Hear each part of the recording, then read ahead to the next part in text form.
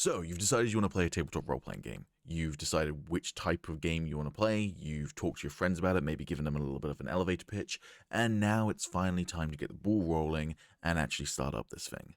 So, where do you start? Well, I think the main thing you need to do is start with a session 0. Hi, my name's PB, welcome to PB's Dice Den.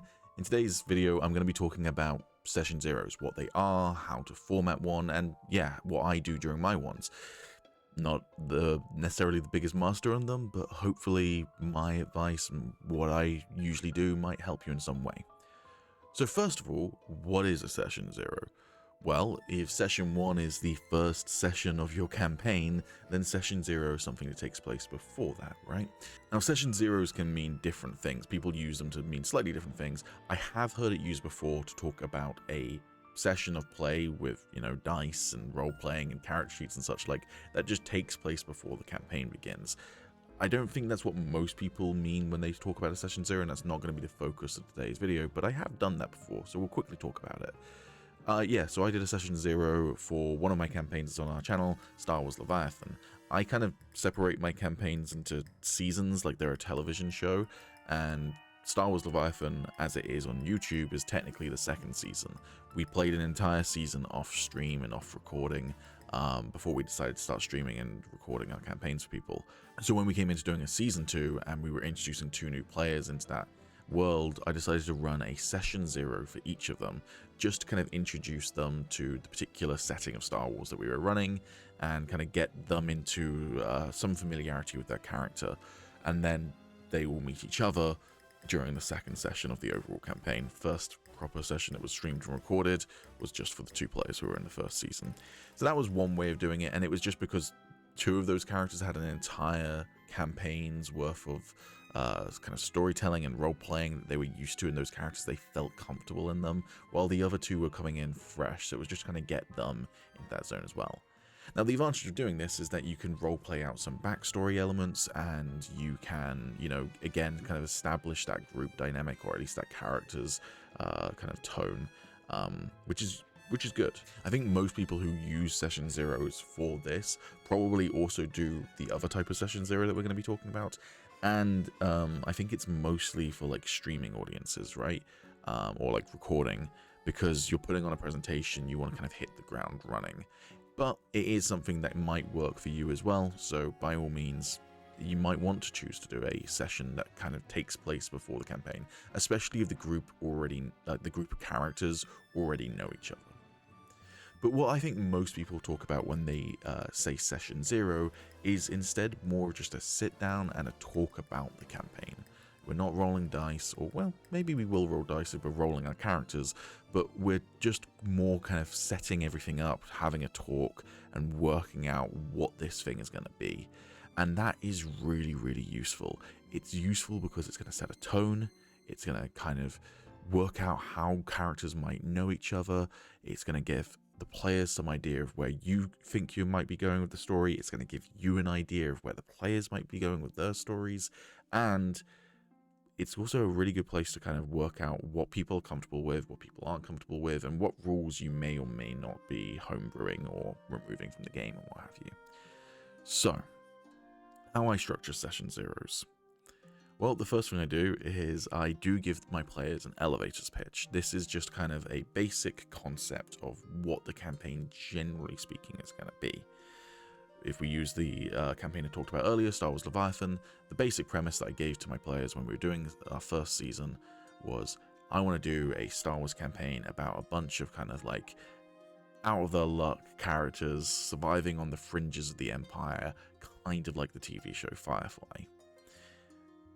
If you look at our latest D&D campaign, Dragon Riders, A Song of the Damned, we went with the elevator pitch of, first of all, for my players who had played in that setting before, because it's a setting that I've ran multiple times, I said, well, we're returning to this setting, but we're going much, much further back than we've ever gone before. It's going to be more magic, it's going to be higher fantasy, but it's still that dark, gritty, brutal world that you're familiar with.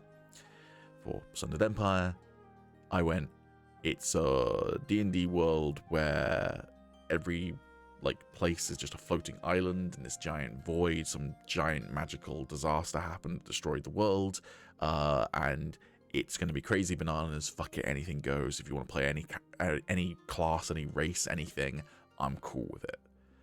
So that's kind of an idea in elevator pitch. It's just simply just some hook to get the players interested and gauge their interest. Quite often when I'm pitching a campaign idea to my players, it's because I've got like 3 or 4 and I'm kind of either going to go with, this is the one I want to run right now, are you interested? Because if none of them are interested, I'm probably going to go with one of the other ones. Or sometimes I will go, here are some of the ones that I have in mind, which one is your preference, and we will do a vote. So the players know some semblance of what they're getting into before the session 0. One other thing that I would strongly encourage that you do for session 0 is try and encourage your players not to set anything in stone. It can be difficult, even with Dragon Riders, with this group that we've been playing with for a while. Some of the players had a lot of very, very strong ideas of where they wanted to take their characters, and that's good, that's fine. But you need to go into the session 0 being willing to change things. If one player has a really strong idea for a character and they really want to play that, that's great. But then if that's completely tonally dissonant with everything else that every other player wants to play, it might be a struggle to get it to work. Doesn't mean they can't do it, but it's just something worth thinking about. So you sit down for your session 0, and the first thing that I do is I simply do a more in-depth overview of what I'm thinking the campaign's going to be. When I said before about players being willing to be flexible, you should be willing to be flexible too, but this is just to kind of set the tone and get them kind of all on the same page about what you're thinking. This is just going to be a more detailed thing. You might give some specifics about the setting, the time period, what sort of magic might be in it. If you're doing a fantasy setting, if you're doing a science fiction setting, what level of science fiction are we looking at? You know, if you're doing Star Wars, what period of Star Wars are you doing it in? If you're doing D&D, are there any races that are off the table? Are there any classes that are off the table? What sort of level of fantasy we're looking at? Is it high fantasy? Is it low fantasy? You can have this conversation and then enable your players to ask questions, right? They want to know more about the world that they're getting into. They want to know more about what you're sort of feeling. You should also come with some semblance of an idea of a story and pitch that to the players as well. With Dragon Riders, the premise was fairly simple. There are a bunch of escaped convicts escaping from an incredibly powerful magical empire, and the threads of fate are gonna set things in motion that the players can honestly choose to interact with or run away from. I'm kind of fine with both with Dragon Riders. The main thing I want for that particular D&D campaign is for them to feel like they're living within that world. Comparatively, again with Star Wars Leviathan, I knew very little about the actual story because I knew a basic tone, but I knew I was going to do something very, very episodic. The overarching story was very much led by player decisions as to what they wanted to do, which is a really good example of why you should be willing to be flexible when you're coming in with your story ideas. Once you pitched all of this, the players have asked some questions and what have you, the next thing is to just ask them whether they've got any ideas for what sort of characters they want to play. It's absolutely fine if they don't. For me, my session 0s tend to last nearly as long as a session. 2 hours minimum, usually more like 3.5 hours. So by the end of this full conversation, your players might have a character idea, or they might go away and think about it for a while. That's fine too. But they might have a character idea right out of the gate, and it's worth talking about those early on, because the ideas that some of the players might have might then start generating ideas for other players as well. So ask them what they are thinking of playing. Now, if you're completely new to tabletop role-playing, then you probably want to explain some premises about the game that you're playing as well. Otherwise, they're not really going to know what sort of characters they can play, right? If we use D&D as an example, if your players have never played D&D, then you want to explain some basic concepts of the different classes that they can play, and maybe some of the different races that they can play as well. Then they can start thinking about, oh, well, do I want to play a more like stealthy character, or do I want to play a powerful magic user, etc. Once they've talked about the characters in terms of functionality, class, race, maybe function in terms of like, are they a tank, are they a healer, whatever, then you maybe want to also talk about story ideas they've got.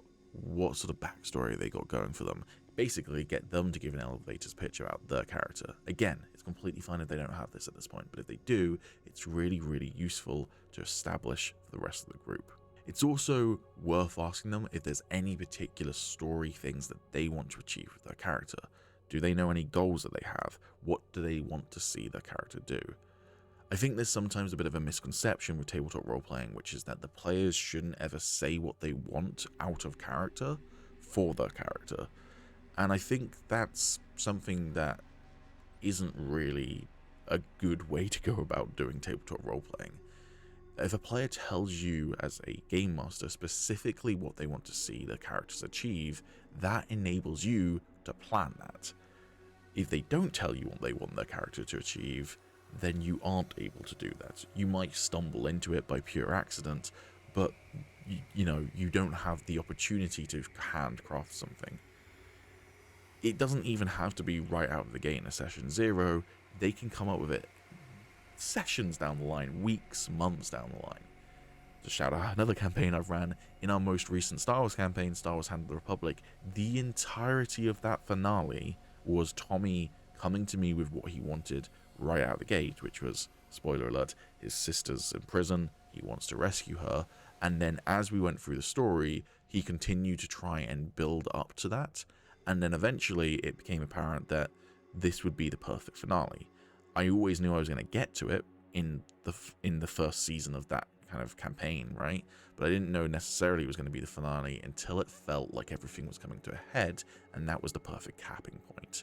Then Tommy and I sat together and talked about what he would like out of a prison break. We talked about some ideas of how the prison would be laid out, some objectives that they could pursue, and he came up with an entire plan, which he then presented to the players. Now, of course, that plan didn't go according to plan. It never does. But that's a really cool way to do this collaborative storytelling.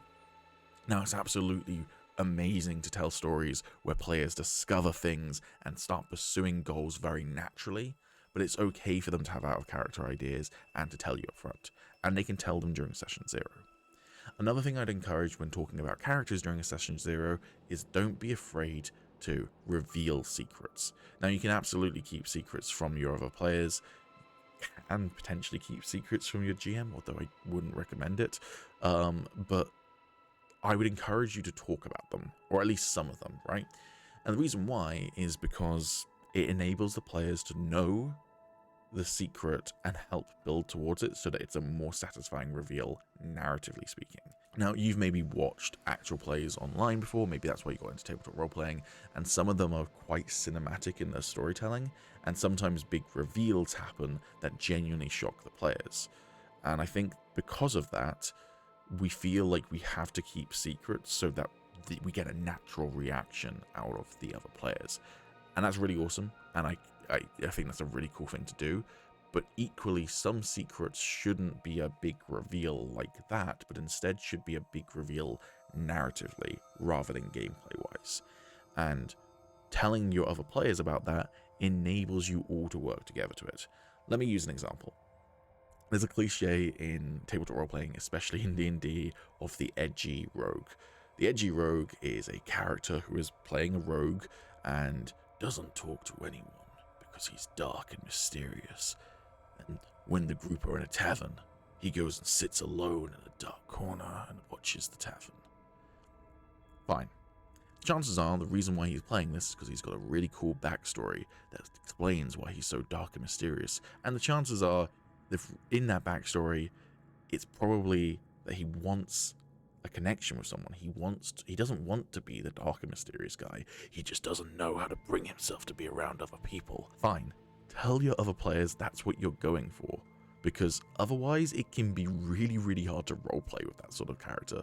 To be clear, it's probably still not a hugely fun character to roleplay with all the time. It can be a struggle even if you do tell your other players, but at least if you tell your other players, they know to put the effort in. Otherwise, if you at every opportunity separate from the group, and the group, every time they try and make a connection with you, gets rebutted because you're not ready to open up yet, then they're just going to give up eventually. It's this sort of scenario that can really benefit from just open communication out of character. Ultimately, tabletop role-playing is both a game, but it's also collaborative storytelling, and we're all working together to tell the best story possible. And we can get to that more effectively and more efficiently if we're talking out a character. Once you're done talking about player characters, which might be a really sizable chunk of your session 0 if everyone's got a pretty strong idea, or it might be a really short part of your session 0 if they don't have a particularly strong idea, the next thing to do is to talk about sort of elements of the world or story that are worth kind of highlighting. Specifically, I think about things that maybe people may or may not be comfortable with. I think it's an element of tabletop role-playing that wasn't talked about for a very long time, very publicly, and I'll fully admit that I didn't really include it in my games until I saw other people talking about it online, which is safeguards and making sure that everyone's comfortable with the content. I think when you're all a group of friends, you kind of assume that you're all okay with everything because you know each other, but it's worth having that conversation. And there's loads of really good guides online. I'm going to link to a couple down in the description below, but there's like forms that players can fill in that are anonymized, so you can do that kind of outside of the session 0 and just provide them the link during the session 0, or you can talk about them openly. Maybe it's worth getting them to fill in a form or something before the session 0 so that you can then talk about the results. Or it doesn't have to be a form, it can just be an open conversation. It really depends on what works for you as a group.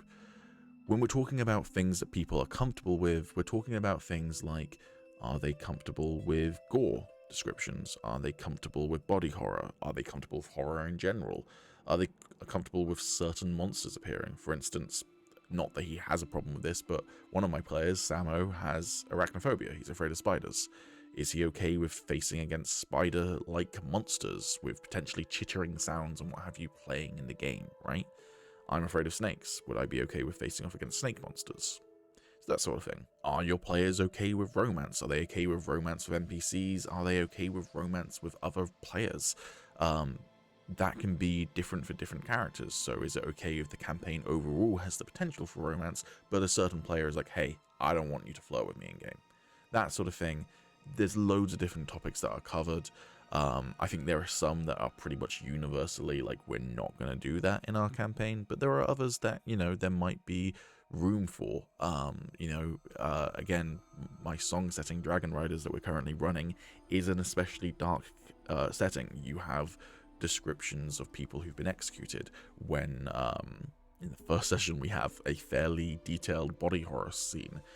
But my players are comfortable with that. I've established that already, so we're okay to do that. And obviously, I make sure that there are safeguards for the audience by telling them those sorts of things that might appear in each episode in the description below, which if you're streaming or recording, it's just a really nice thing to do. Please do that. It's I think it's just a common courtesy. So yeah, you have this full conversation about what people are and aren't comfortable with, and I would make note of this as you're going through, just so it's recorded somewhere, and then just provide that to people, just to remind them.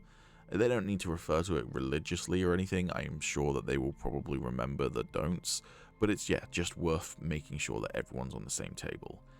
Now, if you've been playing for a long time, you can potentially skip this step because you've already done it before. But yeah, if you're playing with a new group, I think that's a real must to just make sure that everyone's comfortable with the sort of content that's going to be in the campaign. Next, you can talk about mechanics and the sorts of rules that you will or won't be following. It's a common joke about rule lawyers when it comes to tabletop role-playing, but it's true.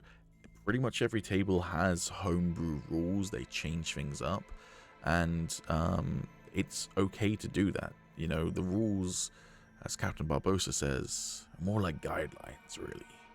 So, we should then talk about what sort of rules we're not going to include and what rules we might be including that aren't written. Or maybe if you have been playing for a while, what rules are you maybe reintroducing or changing or what have you. In Dragon Riders, our current campaign, I changed the way that we did death saves compared to Sundered Empire. In Sundered Empire, we did death saves as natural 1s and natural 20s didn't do anything special, which meant that you had to get 3 rolls under a 10 to die, or 3 rolls over a 10 to stabilize. But the rules as written, and what we've reincorporated into Dragon Riders, is that nat 1s count as 2 failures, while a nat 20 is an instant success and you're back on 1 HP. And I explained the rationale as to why I wanted to change this rule, which is that with Dragon Riders, it's a darker campaign, and so I want death to feel possibly more likely, but at the same time balance it out with the nat 20 element, and basically encourage players to really think about whether they want to go and try and help their friend who's down, or continue fighting the monster. Whereas Sundered Empire, because it's a bit more loosey-goosey, I'm fine with them having a bit more leniency when it comes to death saves. So it's things like that, you're just working out what is and isn't the right fit for that campaign. And again, this is a discussion, not you declaring it to your players, right? You should be talking about what rules they're okay with and what rules they maybe disagree with you introducing or changing or what have you. A prime example of that is I went to introduce a mechanic about movement in combat during Dragon Riders, but some of my players felt it would overly complicate the combat and that it would ultimately be too much to kind of think about as well, and they didn't want to be penalized for not thinking about it when they've already got so much to think about. And I went, yeah, sure, fine. I personally feel like it would make the combat much more cinematic and fun, but my players disagree with me, and my players' fun is really paramount as well, so I'm willing to secede on that. So, you know, it should be an open conversation. I'm trying to strike the right balance as a group. Now, again, if you're a brand new group, you might not know what is and isn't the right fit for your campaign when it comes to rules. Homebrewing rules might be a really scary concept, so you might want to just do the rules as written. In which case, maybe this conversation is just about going through some core rules just to make players aware. Talk about metagaming. You don't know what metagaming is, it's using knowledge that your character doesn't have. You can talk about, you know, how death saves work so that players know that it's quite important to get to their teammates. You could talk about how critical hits work. Hey, do critical hits apply just in combat, or do they apply to ability rolls as well and skill checks? You know, going through all of these, you know, particularly if you're a new player, hopefully you've read through the rulebook before deciding to run a campaign. Just make a couple of notes of some of the key rules that you want to cover with your players, just to make sure they're aware of them, and again, they can still have a conversation about them. Another thing to bear in mind is that you're not locked in for life, right? If you want to play with just the rules as written, or you want to try out a homebrew rule that you found on like Reddit or Instagram, TikTok, whatever, then, or YouTube channel, then that's fine, but you can try it out, and if it's not working or you want to tweak it, that's fine too. Players should be aware of the fact that it's a game and it's malleable, right? It doesn't have to be always the same thing. Next, if you're playing online, I think it's really worthwhile establishing some familiarity with the virtual tabletop that you're using. Especially if players have never played on it, just give them a quick tour of the UI, explain how to log in, that sort of thing, just so that when you're playing on your first session, it's not going to slow you down too much. So yeah, just get them a little bit familiar with the tools that they're going to be using to play the game. Here's how your character sheet will work, here's how you'd roll a dice, here's how you'd make an attack, that sort of thing. Next, I think it's worth talking about some session etiquette, right? What sort of time are we looking to start playing? This might be something you've already covered, but if not, let's have a conversation about it. What day of the week works best? You know, what time? What are you going to do if players can't make it? You know, some groups will play even if one of their players isn't available. They'll just say, sorry, see you next week. Other groups will say, we'll only play when the entire group's available. I personally go for a bit of a mixed approach.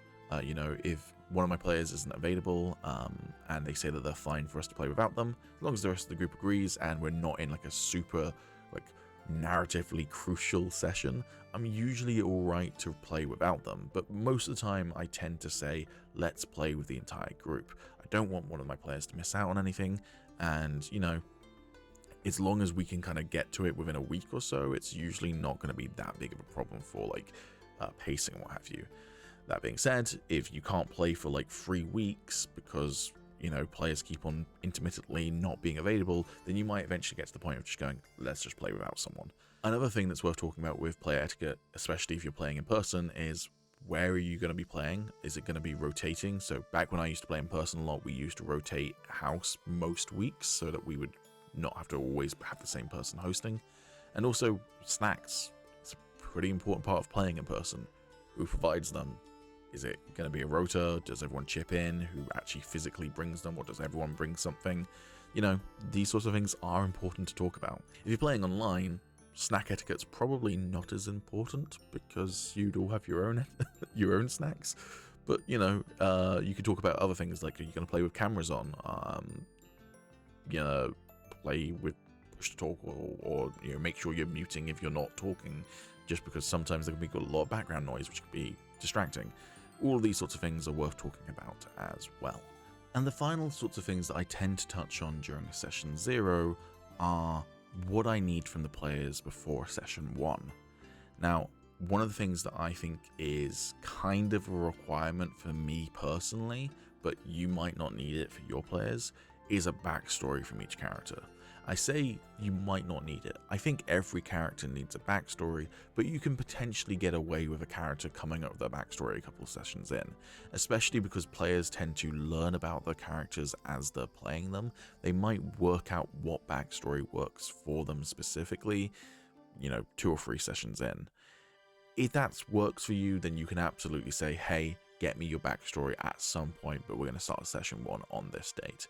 But for me personally, I find that I need the backstory kind of as early as possible.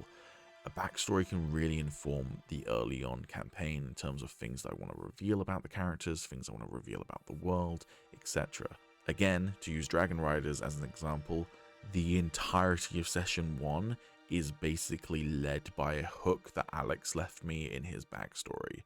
I knew a very basic premise of where the players were going to be going into this campaign physically in the world and the sort of scenario that had led them to being together, but the specific narrative of session 1 was led entirely by Alex writing something into his backstory.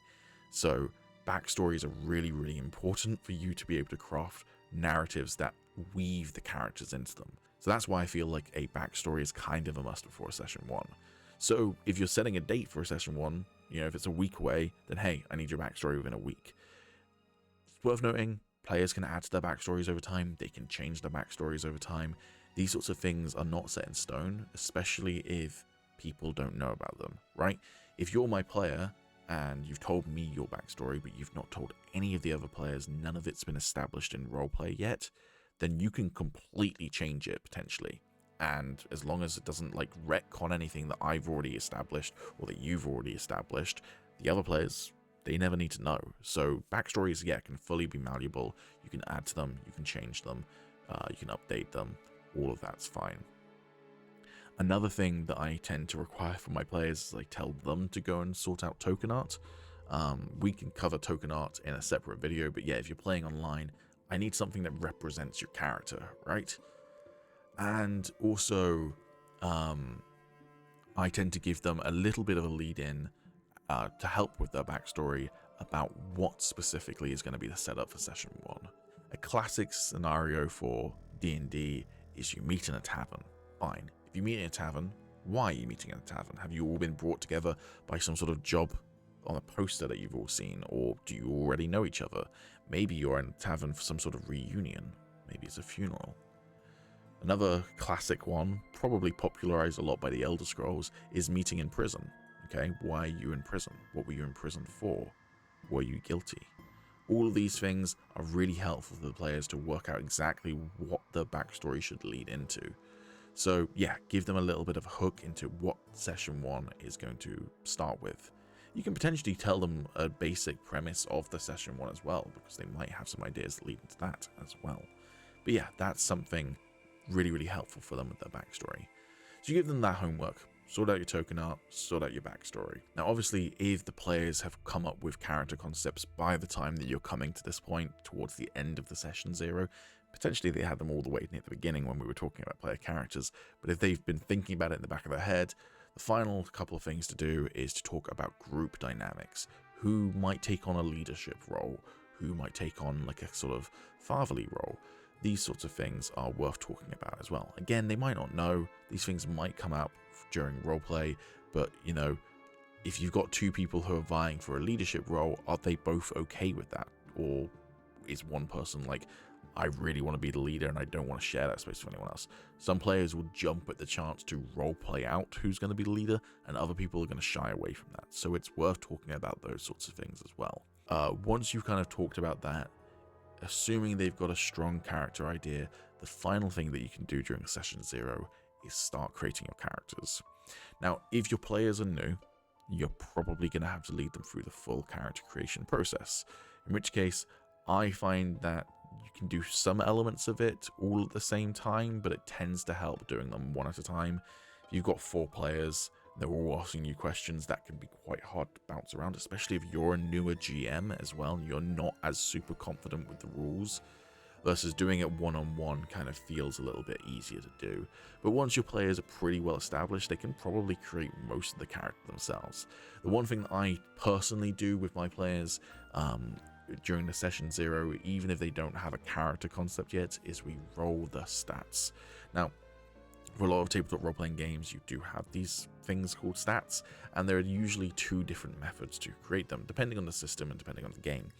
But you've got point buy, which is where you have X number of points to spend on your various skills and attributes and such like, and you can assign them how you want, or rolling for stats. And I prefer rolling for stats. I don't know why, it's just been kind of always what I've done, but rolling for stats to me feels like, I don't know, more satisfying when you get good numbers and, you know, you roll with the punches of having low numbers. I think with point buy, for me personally, I'm always just too...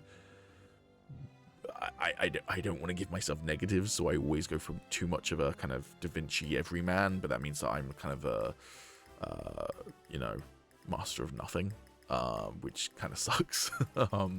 Whereas with rolling, you get the rolls you get given, and you roll with them. So that's my personal preference, and so we roll those out in public just because then players can react to them, and it can be a little bit of fun kind of contesting. I'm quite lenient with rolls personally. If someone rolls 2 really low rolls, I let them re-roll one of them. They had to keep the second result. And I also have a homebrew rule, which is that in D20 systems like D&D, you roll 4d6 for each attribute, and then you drop the lowest one. I do that, but I also say that if they roll 4 of the same number, then they actually get to keep all 4. So that's a little homebrew rule. It's actually never come up yet, but it's one thing that we do homebrew. So yeah, so once they kind of roll the stats, they can obviously start creating their character. If they know how to do that, if they're familiar with the system, they can go and do that by themselves. With D&D, you know, you can create characters on D&D Beyond. You can create them in Roll20 if you're using that. Whereas with some other systems, you might have to refer to the rulebook a little bit more because there's a little bit less of the program kind of guiding you.